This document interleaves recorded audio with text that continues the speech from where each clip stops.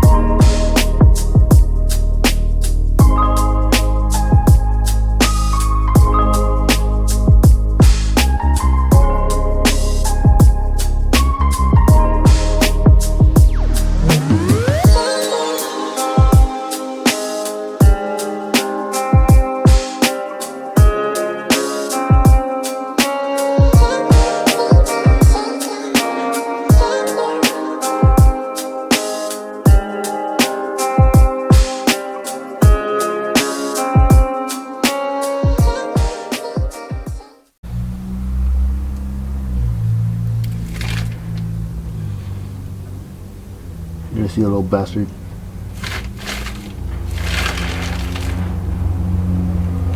Should probably be a little bit more careful when I'm doing this. I didn't see that till the spindle actually dropped. Fun fact. Show you guys real quick. About a month ago, actually no, about 2 months ago. I don't know if you guys can see this, but this horror is starting to heal already. Slider. About a month ago, I was bit by what we think is a brown recluse. Took me out. Couldn't even walk for like about 2-3 days. Medicated. Went to a doctor. It was bad. Luckily, it's not as bad as the ones that I've seen online, where like they started to have like black holes and their meat starting to get their skin starting to get all like, chewed up. Crazy, but just I guess a reminder to you guys that when you guys are working on old cars like this, spiders, careful, dude. Be very careful. All right, guys. So got all the suspension dismounted. Pretty much a lot of stuff was just frozen in place. That's why I didn't show the other side of when I took it apart. But this is what we are left with, and this is what we basically gotta be sandblasting. So real quick, that is my central machinery from Harbor Freight, blast thingamajig, whatever you want to call it. So basically what you do, you open this guy here, put your sand in there, which I have here. You put your air there, you open it up, air goes down, and as the sand starts falling down here, there's a metering valve. Air goes here, sand drops here, gets mixed, comes out with air pressure down here to here.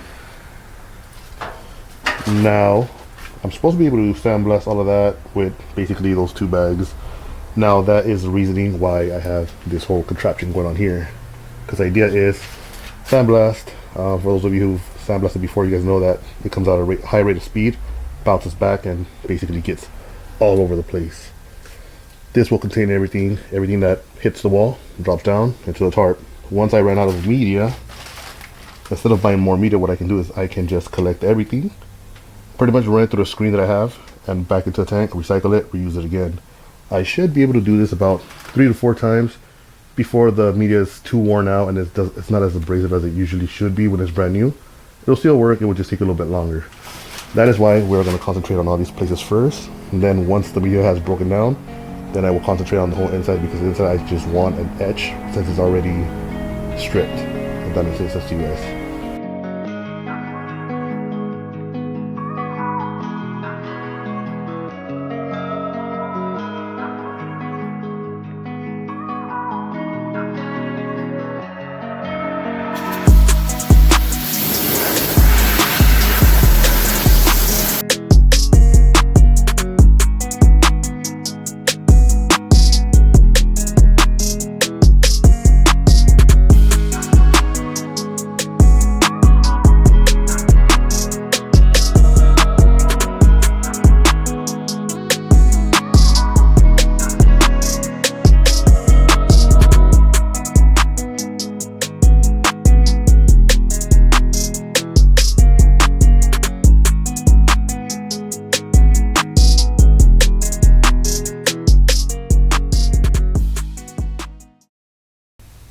Alright guys, so new day. Passenger side got sandblasted. This is now the driver's side, which I did start to do, and I ended up stopping just because it was taking a little bit too long. And for some reason, this side has a bunch of this black, I guess you want to call it like sound deadening that they put from factory or sealer. I'm not sure exactly what it is, but either way, it is basically it has it's very soft. It's not tacky or nothing like that, but soft.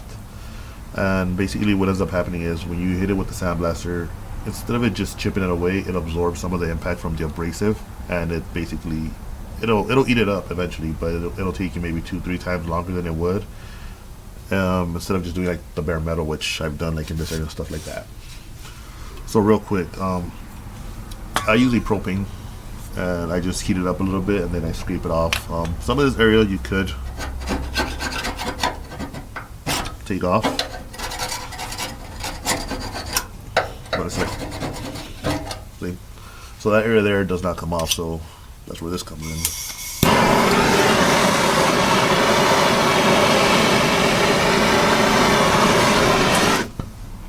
just like that, doesn't take much. And then you can just come in and then just like butter.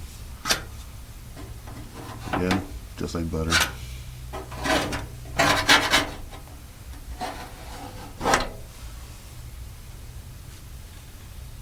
So it comes off pretty easily.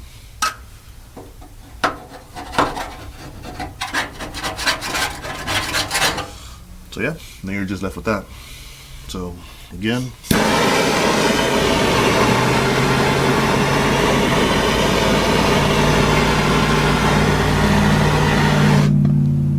you do want to do small areas at a time.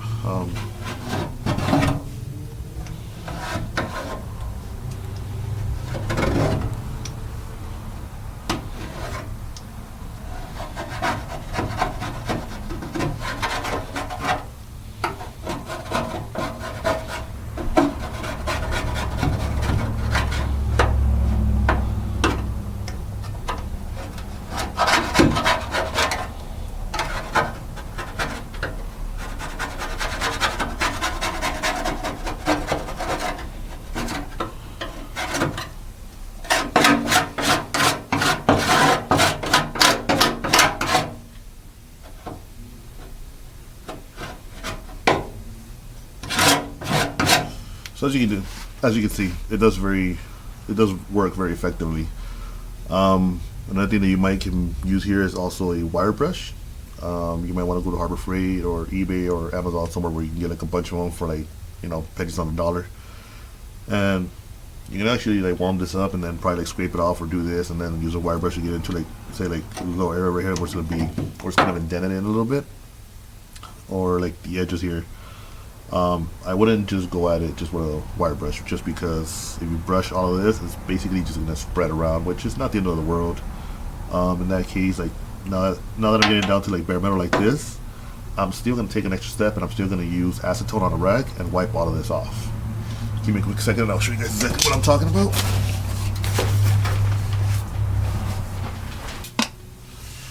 Alright, so here just have your regular acetone that you would get like at a hardware store. That one is from Lowe's. Microfiber towel. Doesn't have to be. I'm just making sure that the metal's not scorching hot, which it's already cooled down. So the warmer it is, the quicker that this acetone will evaporate. If it's too hot, you might have chances of catching it on fire. So just be careful with that.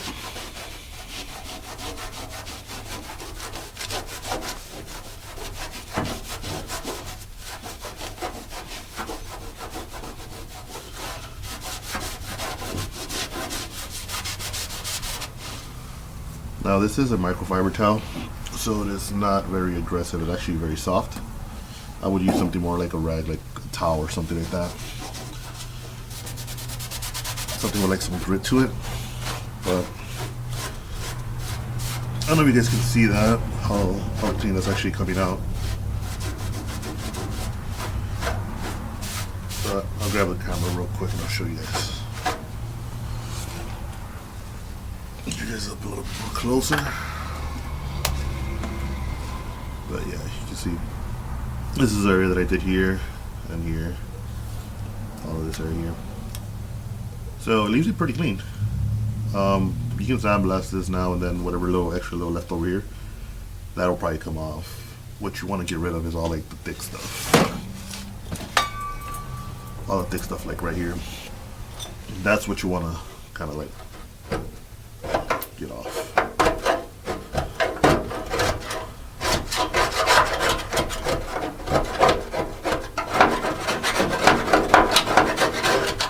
Okay. That's all stuff that you really want to get off. Honestly, even just looking at this,